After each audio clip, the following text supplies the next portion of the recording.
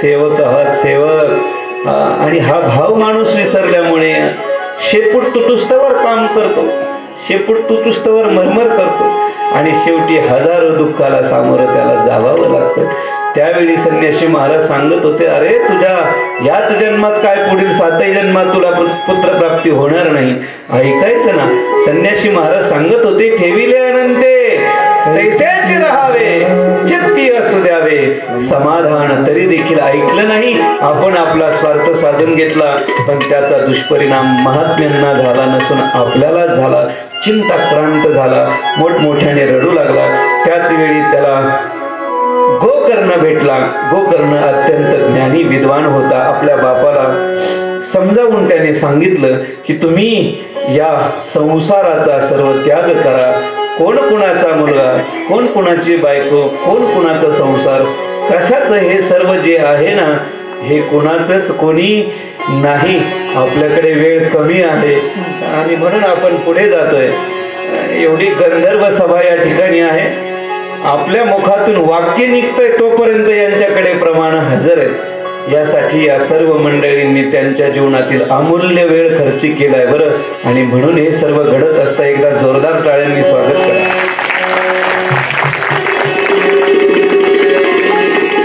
संसाराने आतापर्यंत कुणालाही सुख दिलेलं नाही. गोकर्ण सांगू लागला आपल्या पित्याला, तुम्ही आपला मुलगा मुलगा म्हणताय, आतापर्यंत इंद्राला तरी या संसाराने सुख दिलंय का?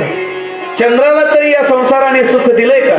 कुणालाही या संसाराने सुख दिलेलं बांधवडी आहे हा संसार, बांधवडी आहे हा संसार, बांधवडी आहे हा संसार, बांधवडी आहे हा संसार. सुखाचा विचार नाही कोठे, सुखाचा विचार नाही कोठे, बांधवडी आहे हा संसार, बांधवडी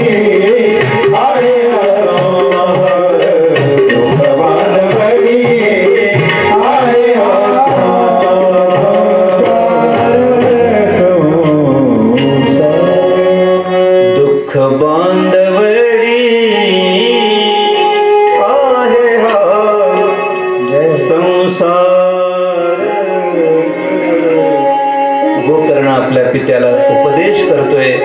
पहा बरं, उपदेश छोट्या व्यक्तीकडून जरी होत असेल तरी तो स्वीकारला पाहिजे. उपदेश तो भलत्या हाती झाला चित्ती धरावा, नये जाऊ पात्रावरी कवटी सार नारळी. पुत्र देखील पित्याला भगवत प्राप्तीचा श्रेष्ठ उपाय उपदेश सांगू शकतो.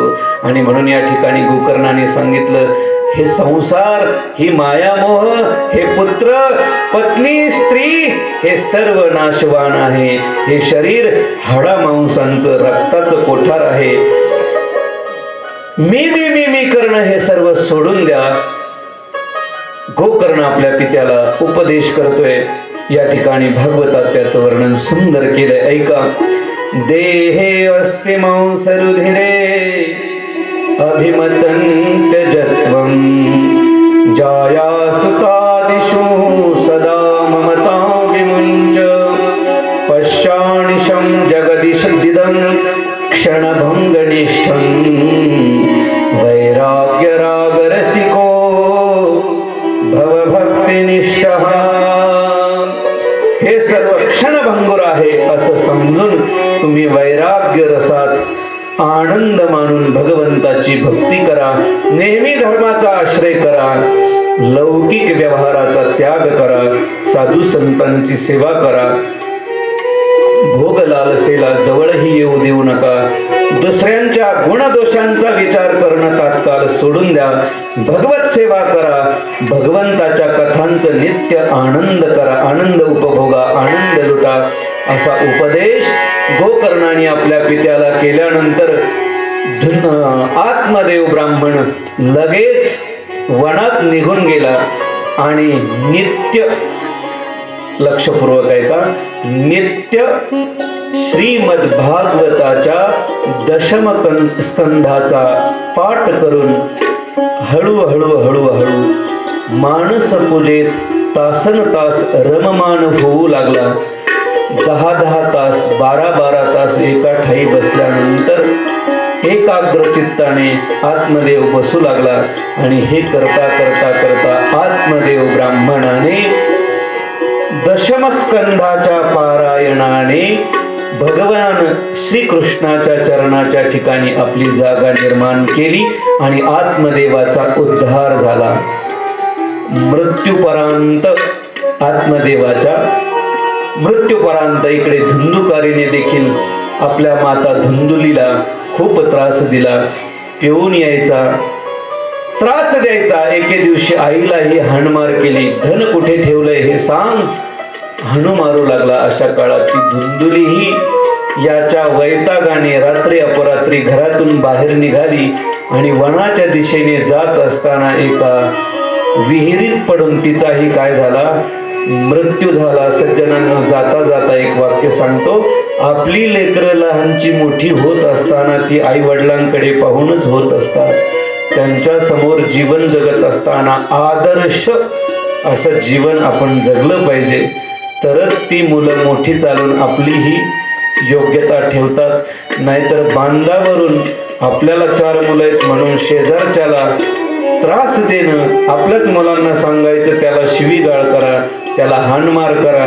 एक दिवस ते त्याला करायचं बंद होतात आणि मृत्यू समय आपल्याला तसं केल्याशिवाय सोडत नाही.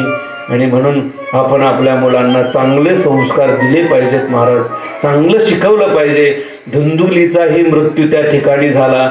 ही बातमी गोकर्णाला कळल्यानंतर गोकर्णाने विचार केला आपलं इथं राहणं योग्य नाही. गोकर्ण देखील तीर्थयात्रेच्या दिशेने निघून गेला. हळूहळू करता करता धुंदुकारीचं पाप वाढत गेलं. त्या 5 ज्या वेश्या होत्या तो त्यांना घेऊन थेट घरी येऊन राहू लागला. त्यांची लाडकोड पुरवण्यासाठी नित्य चोरी करू लागला. रोज डाके टाकू लागला. नको नको त्या ठिकाणी चोऱ्या करू लागला. एके दिवशी त्या धुंदुकारीने विशेष सर्व वस्त्र आणले, विशेष रत्न आणले, भरपूर संपत्ती आणली. कुठून तरी चोरी करून आणलं, लुटमार करून आणलं आणि आपल्या 5 स्त्रियांना स्वाधीन केलं आणि खूप मदिरापान करून आला. झोपी गेला.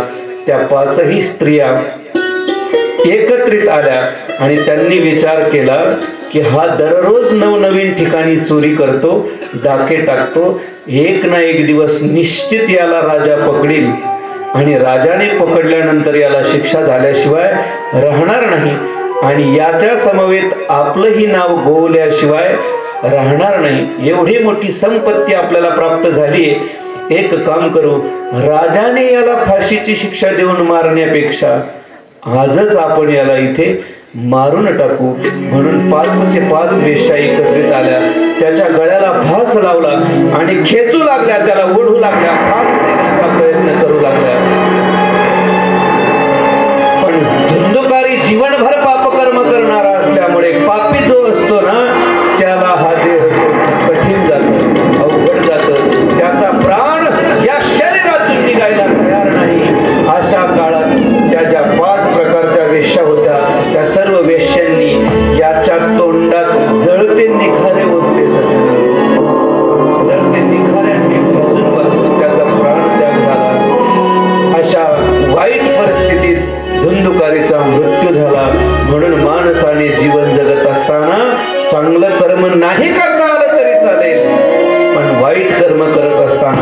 हजारो वेळा विचार केला पाहिजे, कारण जे पापकर्म तुम्ही करणार आहात तेच फिरून उद्या तुमच्या समोर आल्याशिवाय राहणार नाही.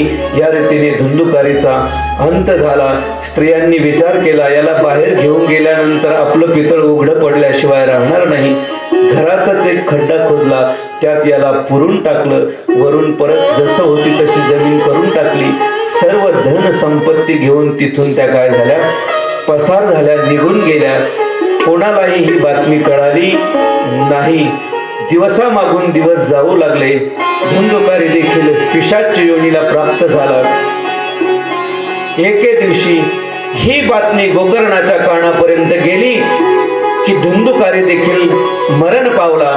म्हणून गया क्षेत्रामध्ये तीर्थयात्रेच्या निमित्ताने गेल्यानंतर गोकर्णाने आपल्या धुंदुकारीचं श्राद्ध कर्म केलं आणि परत येत असताना आपल्या गावावर आला.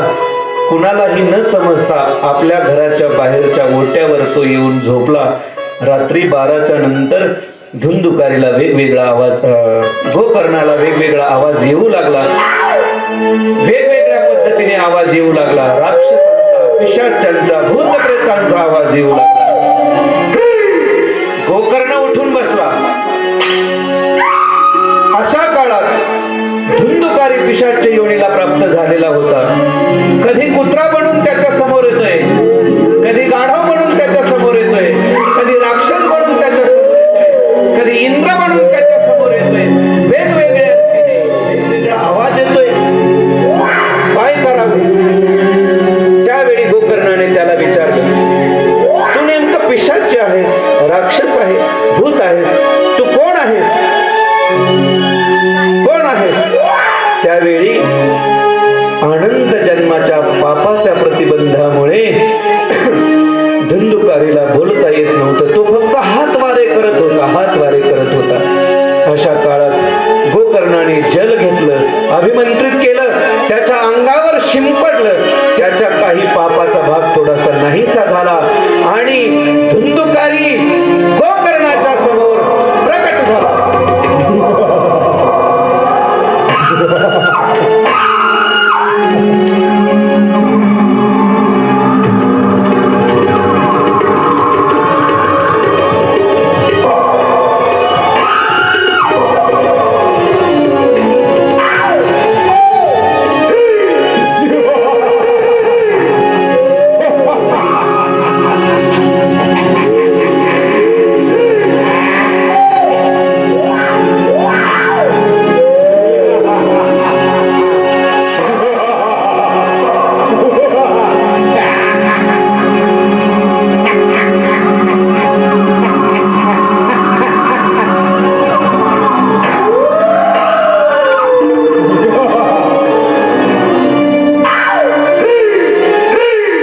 गोकर्णाच्या समोर धुंदुकारी प्रकट झाला.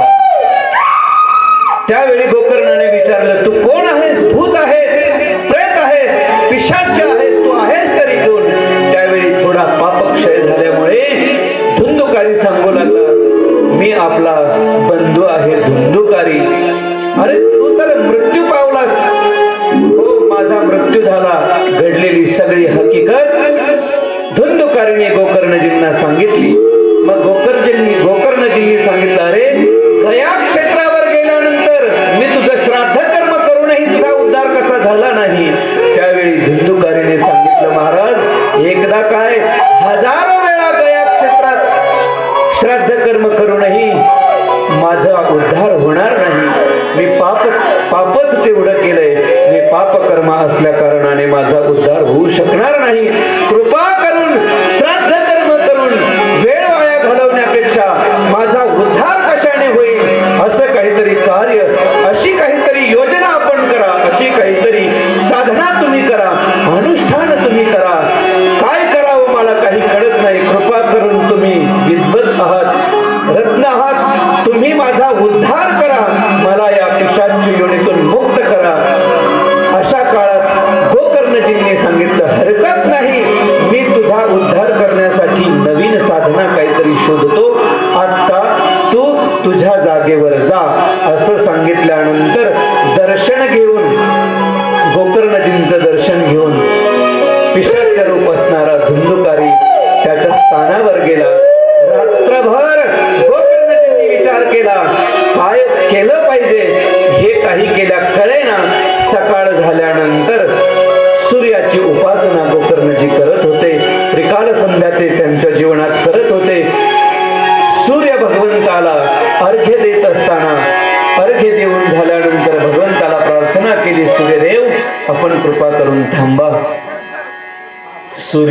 थांबवण्याची शक्ती महात्म्यात असते बरं का.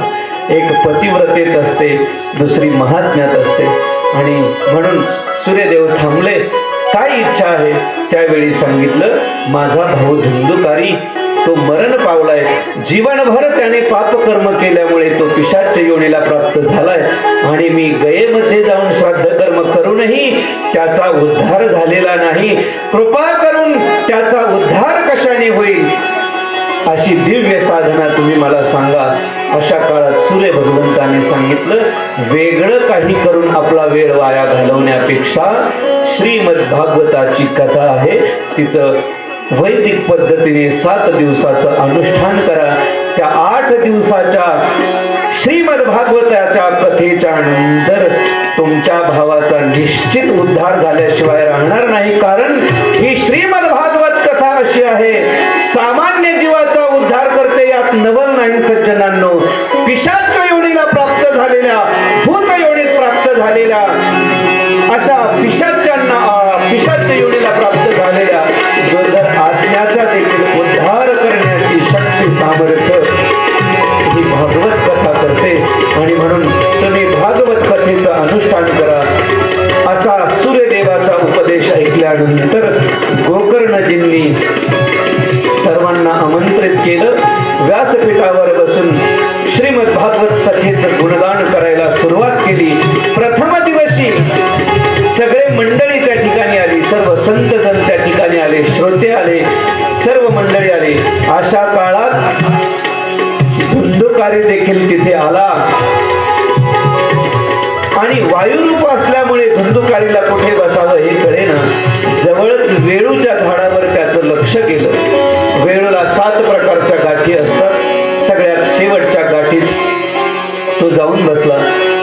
एक दिवस करत 7 दिवसात 7 गाठी तुटून गेल्या आणि आगंतुकपणे सप्ताह विधी झाल्यानंतर परीक्षित गोकर्ण भगवान की जय, भागवत महापुराण की जय. जय राधा रमण हरि बोल, जय जय राधा रमण हरि बोल, जय राधा रमण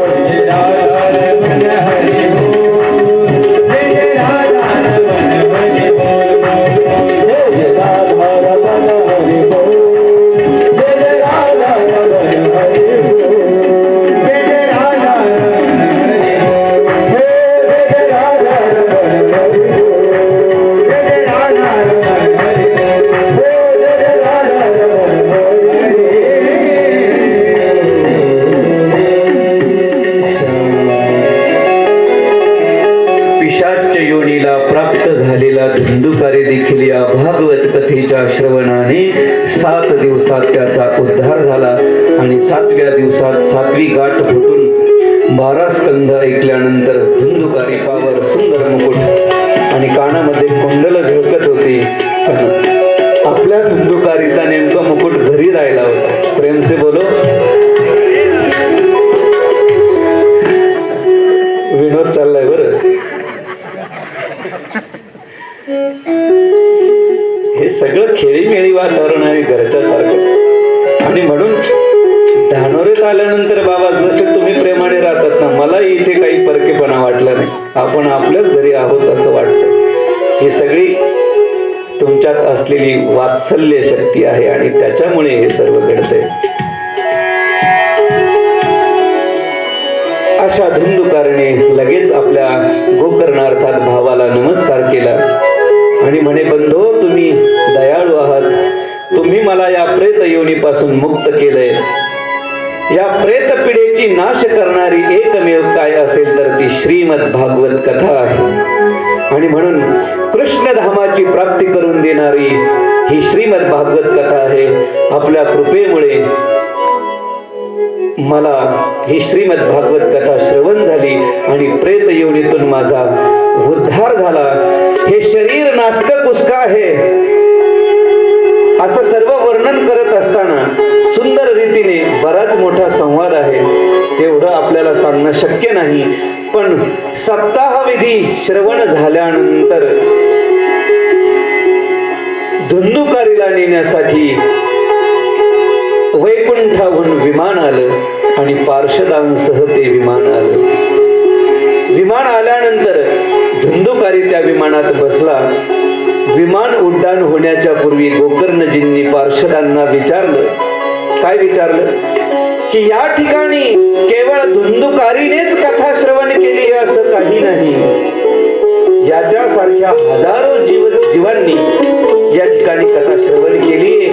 मग तुम्ही अनेक विमान घेऊन यायला पाहिजे होतं. एकट्या धुंदुकारीसाठी विमान आणलं, याचं कारण काय?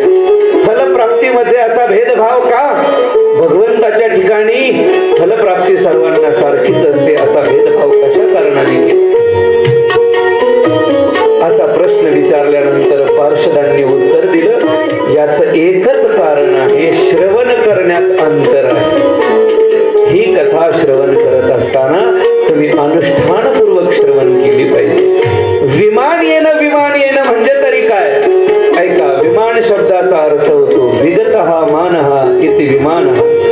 भागवत श्रवण करत असताना जोपर्यंत तुमचा मान नष्ट होत नाही तोपर्यंत विमान येणं शक्य नाही. प्रेम से बोलो राधे राधे.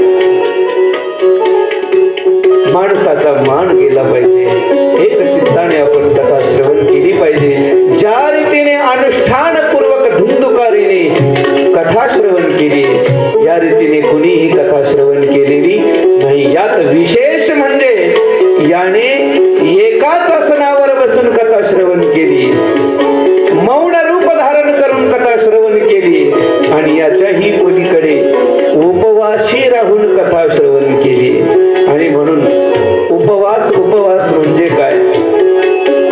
उप म्हणजे जवळ आणि वास म्हणजे राहणे. आपण सर्वजण उपवास धरतो आणि दाबून खिचडी खातो, याला उपवास म्हणतात का? उपवास म्हणतात का? उपवास म्हणजे देवाच्या. म्हणून प्रेत योनीतून त्याचा काय झाला? उद्धार झाला आणि त्याला नेण्यासाठी विमान आलं. इतरांनाही नेण्यासाठी विमान येतील, पण त्यांनी त्या रीतीने कथा श्रवण केली पाहिजे.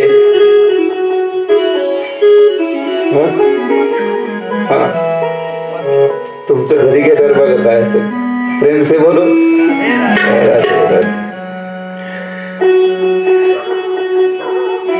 सर्वांसाठी विमान येतील, पण तुम्ही त्या अनुष्ठान रीतीने कथा श्रवण केली पाहिजे. आणि पार्षद म्हणाले, गोकर्णजी तुमचा तर विषय सोडा, साक्षात भगवान स्वतः येऊन तुम्हाला गोलोकधामाला घेऊन गेल्याशिवाय राहणार नाही. आणि असं म्हणून पार्षद विमानात बसून धुंदुकारीला गोलोकधामाला घेऊन गेले. प्रेम से बोलो राधे राधे. एवढी श्रेष्ठ गरिमा या भागवत कथेची मध्ये उद्धार करण्याचं सामर्थ्य अंगी बाणते ती आहे श्रीमद भागवत कथा.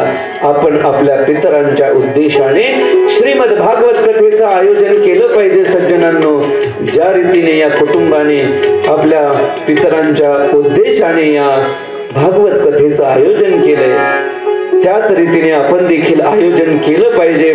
छोटं असो मोठं असो, नाही काही जमलं तरी संहिता वाचन एकटा व्यक्ती देखील अनुष्ठान रीतीने करू शकतो. त्याची देखील फलश्रुती तेवढीच आहे, फक्त आपली भावना स्वच्छ असली पाहिजे. प्रत्येकालाच आमच्या विष्णुदादासारखं नियोजन करता येईल असं काही नाही. हे करत असताना फक्त आपला हेतू स्वच्छ असला पाहिजे, आपली भावना स्वच्छ असली पाहिजे. निश्चित आपल्या पितरांचा उद्धार झाल्याशिवाय राहणार नाही. आणि असं म्हणून सर्व पार्षदगण धुंदुकारीला विमानात घेऊन गेले. यानंतर श्रावण मासात गोकर्णाने परत सर्व त्या श्रोत्यांना हजर केलं, त्यांच्यासाठी परत श्रीमद भागवत कथेचं आयोजन केलं. सर्वांनी अनुष्ठानपूर्वक भागवत कथेचं श्रवण केलं. त्याचा परिणाम असा झाला, साक्षात भगवान आपल्या पार्षदांसह हजारो विमानं घेऊन त्या ठिकाणी आले आणि सर्वांना विमानात बसवलं आणि आपल्या हाताला धरून गोकर्णाला घेऊन विमानात बसून गोलोक धामाला. श्री गुरु चैतन्य प्रभु नित्यानंद, हरे राम हरे कृष्ण राधे गोविंद, हरे राम हरे कृष्ण राधे गोविंद, हरे राम हरे कृष्ण राधा गोविंद. श्री गुरु चैतन्य प्रभु नित्यानंद, हरे राम हरे कृष्ण राधे गोविंद, हरे राम हरे कृष्ण राधे गोविंद, हरे राम हरे कृष्ण राधे गोविंद. हरे राम हरे कृष्ण राधे गोविंद, हरे राम हरे कृष्ण राधे गोविंद, हरे राम हरे कृष्ण राधे गोविंद, हरे राम हरे कृष्ण राधे गोविंद. गुरु चैतन्य हरे राम हरे कृष्ण राधे गोविंद, गुरु चैतन्य प्रभु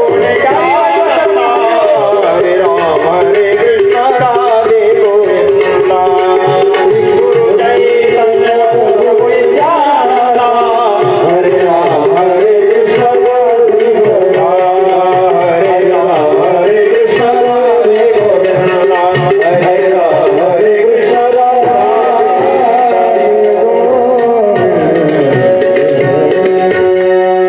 या रीतीने सर्वांचा उद्धार झाला. भगवान स्वतः हाताला धरून गोकर्णासमवेत सर्व श्रोतृवर्गांना घेऊन गोलोक धामाला गेले. जे श्रेष्ठ श्रेष्ठ महात्म्यांना देखील गोलोक धाम पाहायला मिळत नाही. केवळ भागवत कथेच्या श्रवणाने सामान्यातल्या पाप्यातल्या पाप्यांना देखील भगवान स्वतःच्या धामाला घेऊन जातो. एवढी श्रेष्ठ गरिमा या श्रीमद भागवत कथेची आहे. ज्यांच्या प्रथम पुण्यस्मरणाच्या निमित्ताने आपण या ठिकाणी या कथेचा लाभ घेत आहोत ते आपणा सर्वांचे स्नेही कैलासवासी. आजपासून कैलासवासी त्यांना म्हटण्यापेक्षा गोलोक धामवासी म्हणायचे. एकदा जोरदार टाळ्या वाजवा. गोलोक धामवासी सोपान माधव गुजर यांच्या प्रथम पुण्यस्मरणाच्या निमित्ताने त्यांचे दोन्ही बंधू भावाभावात किती एकोपा असावा हे या कुटुंबाकडे पाहिल्यानंतर विशेषत्वाने जाणवतं महाराज. असं एकाचित एकाग्र आणि एका विचाराने राहणारं हे कुटुंब या दोन बंधूंनी आणि आमचे सोपान अण्णांचे चिरंजीव विष्णू भाऊ आणि सुदामा भाऊ यांनी खूप छान नियोजन या ठिकाणी आपल्या अण्णांच्या पुण्यस्मरणाच्या निमित्ताने केले. आपणही सर्व मंडळी या ठिकाणी उपस्थित आहात.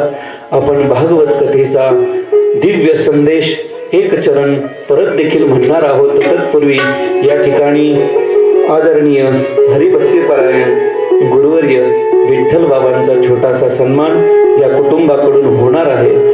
आदरणीय हरिभक्तीपरायण भोन महाराज यांचाही छोटासा सन्मान या ठिकाणी होणार आहे. गुरुवर्य बाबांना प्रार्थना आहे आपण स्टेजकडे यायचे आपल्या भागवत कथेचा दिव्य संदेश आपण घेऊ. तोपर्यंत बाकी मंडळींनी आरतीची तयारी करायची. भला किसी का बुरा किसी का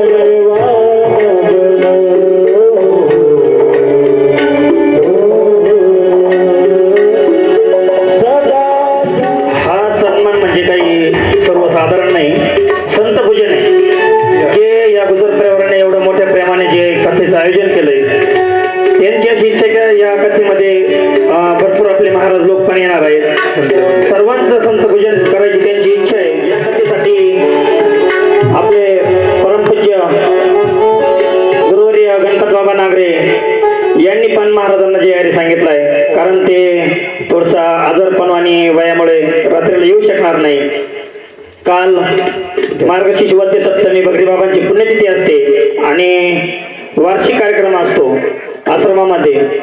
तर काल आम्ही तिथे गेलो होतो त्यावेळेस सांगितलं की कथेचं आयोजन आम्ही रात्री येऊ शकणार नाही, सागर महाराजांना माहिती आहे. ज्यावेळेस बाबांनी विचारलं कथा कोणाचे, प्रवक्ते कोणी, मी सांगितलं योगेशजी महाराज पवार तेळापूरचे. महाराजांनी सांगितलं वा, आमचे गुरुबंधू परममित्र राजाराम बुवा यांचे ते जावई आहे. म्हटलं मला माहिती नाही, पण मग मी त्यानंतर चौकशी केली. म्हणजे बघा संतांचं किती मोठं अभ्यास असतो. आणि त्यांनी सांगितलं माझा जय हरी महाराजांना सांगा. मी इकडे पाहतोय बाबा, मी इकडे पाहतोय.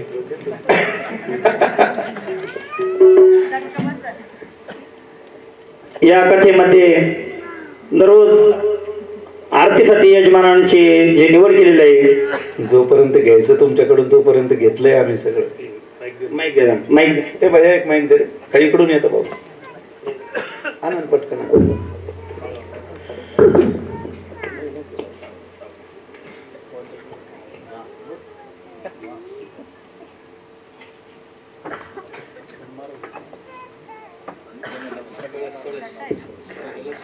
हरिभक्त प्रणेश्वर महाराज यांचंही संत पूजन होत आहे. टाळी वाजवा असं बघा, खुर्चीवर बसून बरोबर. तुम्ही विठ्ठल आहे, उभं राहण्याची सवय तुम्हाला. आपल्या गावातील शेतकरी कुटुंबातील सोपान माधवराव गुजर, गावात तात्या म्हणून प्रसिद्ध असणारे, कुटुंबात तात्या म्हणून प्रसिद्ध असणारी सोपान तात्या दिगंबर भाऊचे आणि लक्ष्मण भाऊचे हो, बरोबर आहे का? आणि विष्णुपंत दुसरा काय सुदामा. सुदामा. पण ते सुदामा केला असता, सुदामा शोभणार नाही आपल्या शेवटच्या दिवशी. त्याचं नाव सुदामा बरोबर आहे.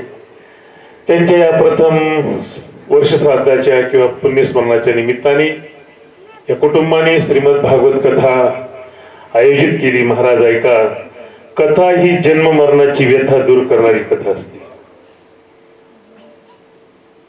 श्रीमद भागवत उद्यापासून दोघी पती पत्नीने बसायचं, इकडे तिकडे पळायचं, तर ते फल प्राप्त होत असतं. याच्यात अजून 111 रुपये टाकतो. मागच्या वेळी 10,000 रुपये दिले होते, 11,111 रुपये आणि गावाला दिले 500 रुपये. 600 रुपये दिले जातील. 610 रुपये, 501 रुपये घेऊन जाईल कोणते पैसे. मी ठरवलेलं आहे, तुम्हाला सांगतो की माझ्यावर या गावाचं उत्तरोत्तर प्रेम आहे आणि मला तुम्ही फरक समजत नका जाऊ. मी तुमच्या कुटुंबातला आहे.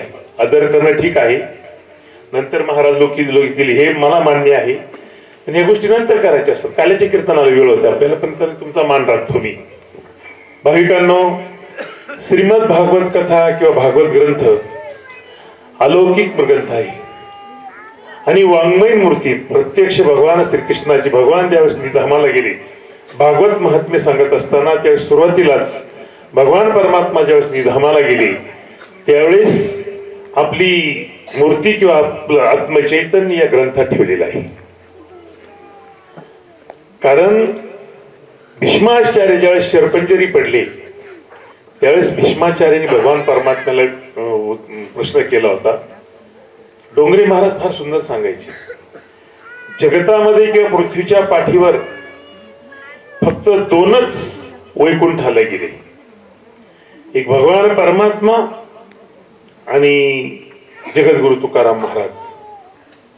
आपल्याला सर्वांना या ठिकाणी या कथामृताचं रसपान होत आहे, तर आपण भाग्यवान आहात, दैवान आहात. तर जास्त न बोलताना वेळ झालेला आहे, कारण मलाच बसायचा त्रास होतो. आता कथा ऐकण्याकरता कथा कशी असं ऐकावी, काय ऐकावी, त्याचं भागवत महात्म्यामध्ये खूप सुंदर सांगितलेलं आहे आणि अनुष्ठान पद्धतीने ऐकली पाहिजे. आमच्या संस्थेचे 2 सप्ताह झाले, एक 2017 झाला, 2020 झाला. एक सकाळी 7 वाजल्यापासून तर संध्याकाळी 10 वाजेपर्यंत मी मनपात राहायचो. आमची बरीचशी गुरुबंधू होती. आता सुद्धा तिकडं का बसण्याचं कारण आहे, एवढा मोठा ग्रंथ आणि तो खुर्चीवर बसून ऐकणं योग्य नाही, त्याला त्याचं फल प्राप्त होत नाही आणि ग्रंथाची कृपा होत नाही. तुम्हाला सांगतो, ग्रंथ कृपा होण्याकरता प्रत्यक्ष भगवान परमात्मा तुमच्यामध्ये देखील राजा परीक्षितीचं रूप म्हणून पाहिलं पाहिजे.